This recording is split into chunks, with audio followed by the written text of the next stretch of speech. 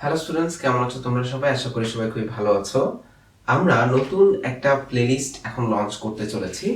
এটাতে আমি যেটা করব, গতিবিদ্যা বলতে আসলে এটা ফিজিক্সের গতিবিদ্যা না, হায়ার ম্যাথ সেকেন্ড পেপারের সমতলে বস্তু গণার গতি, এই চ্যাপ্টারের যত রকম কোশ্চেন একদম বোর্ড এক্সাম থেকে শুরু করে ভার্সিটি অথবা ইঞ্জিনিয়ারিং এ আসতে পারে বা আসার একটা প্রবল সম্ভাব্যতা রয়েছে, এরকম সকল কোশ্চেন আমি একটা বাই একটা, লেকচার বাই লেকচার এই কোশ্চেনগুলোর সলভ তোমাদের শেখাবো। যাদের যে ম্যাথে সমস্যা আছে সেই ম্যাথটাই তোমরা সার্চ দিয়ে বা বের করে দেখতে পারো। 2 থেকে 3 মিনিটের মধ্যে গতিবিদ্যার যে প্রবলেমগুলো আছে সেগুলো ইনশাল্লাহ তোমাদের সলভ হয়ে যাবে। আমাদের আমান ম্যাথ কেয়ার অথবা math with Aman sir Facebook page অথবা ইউটিউবে বলো অথবা গ্রুপে বলো, যে কোনো জায়গাতেই তোমরা এই ভিডিওগুলো অ্যাভেলেবেল পাবে। এবং আশা করি এই যে প্লেলিস্টটা আমি চিন্তা করেছি আপলোড করার, এটা তোমাদের অনেক কাজে লাগবে। আসো আজকে বিসমিল্লাহ বলে আমরা শুরু করি আমাদের প্রথম একদম লেকচার 1, মানে প্রথম ম্যাথ থেকেই। এই ম্যাথটা খুবই সিম্পল, আসো আমরা পড়ি, দেখো বুঝতে পারবো। যে প্রমাণ করো যে সমমানের দুইটা বেগের লব্ধি তাদের অন্তর্ভুক্ত কোণকে সম বিভক্ত করে বা সমান দুই ভাগে বিভক্ত করে। সমান মানের দুইটা বেগের লব্ধি, এই যে বেগ বেগ কথাটার সাথে ভেক্টর কথাটা কিন্তু অনেক ভালোভাবে জড়িত। আমরা জানি বেগ একটা ভেক্টর রাশি না? তো এই সেম জিনিসটা আমরা স্থিতিবিদ্যাতেও করছি, যে সমান মানের দুইটা ভেক্টর বা বলের লব্ধি, ঠিক না?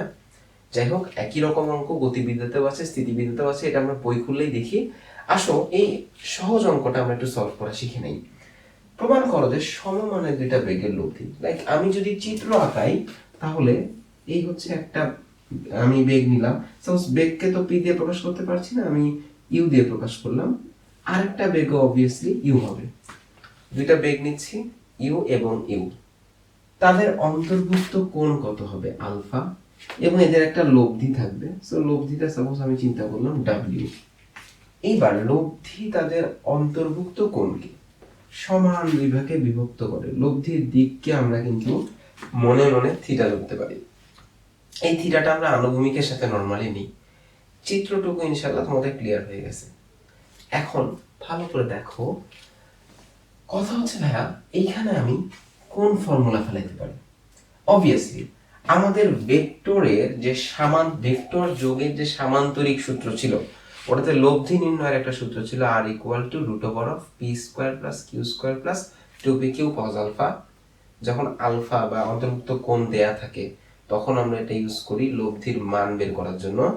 আর আরেকটা ছিল, দেখো মনে পড়বে, আমি ফর্মুলাটা এখানে লিখি, tan theta equal to Q sine alpha divided by P plus Q cos alpha. মনে আছে যে যাদের যার সাথে কোণ হয় সে নিচে একা থাকে।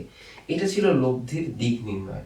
যেহেতু কোশ্চেনটা হচ্ছে যে লব্ধিটা কি করবে, অন্তর্ভুক্ত কোণকে সমান দুই ভাগে বিভক্ত করবে, তাহলে আমরা একটা কাজ করব কি, এখানে একেবারে tan থিটা অ্যাপ্লাই করব। tan থিটা ইকুয়াল টু কি লেখা যাচ্ছে দেখো তো? দেখা যাচ্ছে উপরে ইউ সাইন আলফা এবং U plus U cos alpha. যেহেতু বল দুইটার মান সমান, এই জন্য আমরা দুইটাই ইউ ইউ নিয়ে নিলাম। এবার ইউ যদি কমন নেই, কমন নিলে কিন্তু কাটাকাটি চলে যায়, থাকে কি সাইন আলফা, আর নিচে হচ্ছে কি 1 প্লাস কস আলফা।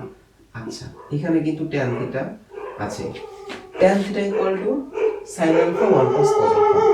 এবার কথা হচ্ছে যে এই যে সাইন আলফা, এটাকে লেখা যায় সাইন 2 ইনটু আলফা ভাগ 2, আর 1 প্লাস কস 2 ইনটু আলফা ভাগ 2। ঠিক আছে না? এই জিনিসটা আমি লিখে নিলাম। এবার খেয়াল করো, সাইন 2 ইনটু আলফা ভাগ 2, এটা মানে কি? এটা মানে হচ্ছে 2 সাইন আলফা ভাগ 2 কস আলফা ভাগ 2, আর 1 plus cos 2 alpha 2 cos square alpha ভাগ 2। আমরা যদি কাটাকাটি করি তাহলে কিন্তু এখানে একটা কস আলফা বাই 2 থেকে যায়। তাহলে অতএব tan থিটা ইকুয়ালস টু লেখা যাবে যে tan alpha by 2, that means theta equals to alpha by 2। অর্থাৎ এই যে খুব সহজে আমাদের প্রমাণ হয়ে গেল যে সমমানের দুইটা বেগের লব্ধি কি করে, তাদের অন্তর্ভুক্ত কোণকে সমদ্বিখণ্ডিত করে। আশা করি প্রথম ম্যাথটা তোমরা বুঝতে পেরেছ। এরকমই পরপর তোমাদের যতগুলো ম্যাথ এই সমতলের বস্তু কণার গতিতে ইম্পর্টেন্ট বলে আমার কাছে মনে হয়েছে, সেটা সিকিউ হোক এমসিকিউ হোক, সব টাইপে আসার মতো ম্যাথগুলো আমরা একটা একটা করে ইনশাআল্লাহ শিখতে থাকবো। ধন্যবাদ সবাইকে।